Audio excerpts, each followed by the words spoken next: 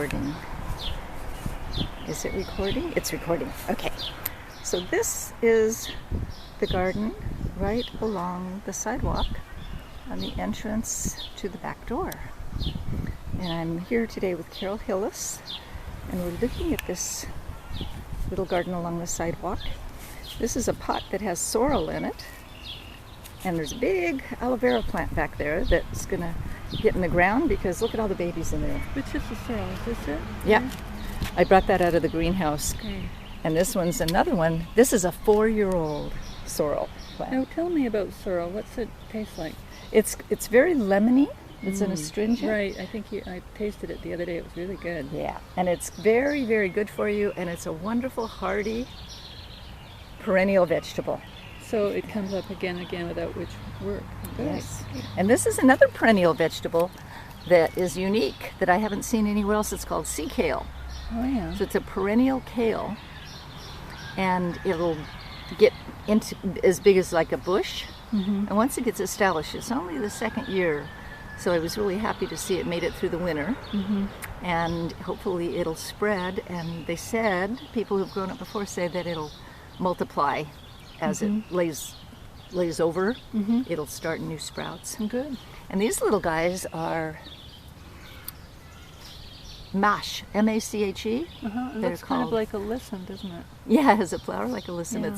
It's called corn salad, and it was producing greens all winter long with no protection at all. So it's perennial also, No, it is an annual, but it reseeds. but it reseeds. So that's why I'm leaving the flowers there, Okay. and I want to have something really close to my back door that I can eat.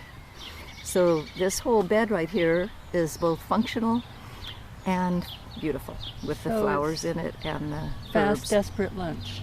Lunch, yes. Especially when it's cold outside, I can just come out Right. and grab a couple handfuls of something. Right. And right now we have the sweet William blooming, and this beautiful blue columbine, and the lavender. Oh, and this is Pyrinthium, painted What is- daisies. Oh, this. Yeah. Yes, Uh-huh.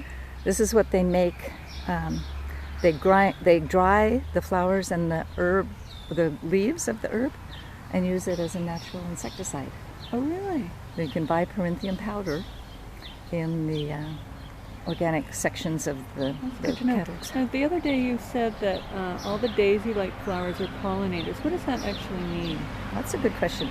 Any flower that has lots and lots of places where the nectar is produced draw the bees and the butterflies and the hummingbird. So Not big so much hummingbird. centers. Yes. That makes it easy because they can alight on them, and there's lots of Very places. accessible. Yeah. And the sweet William is another one that's really good for pollinators. Okay. And there's certain butterflies that really like blue things. So it's nice to have blue flowers. And the lavender, look at the lavender. It's Really just delicate. starting to bloom. It's just got the finest little beginning of the flowers. So the next week we're going to have. No, I thought lavender really didn't do well in this climate. It's challenging. There's certain varieties that are better than others, but it doesn't like the extremes. It likes it's Mediterranean. You think of Mediterranean France. temperature, and soil too. They like good drainage. They don't need good soil. They need sandy, dry. It rains and then it washes away. And So this constant. is a protected section too. Yes. So It's got this great big bush. This is a huge bridal wreath bush.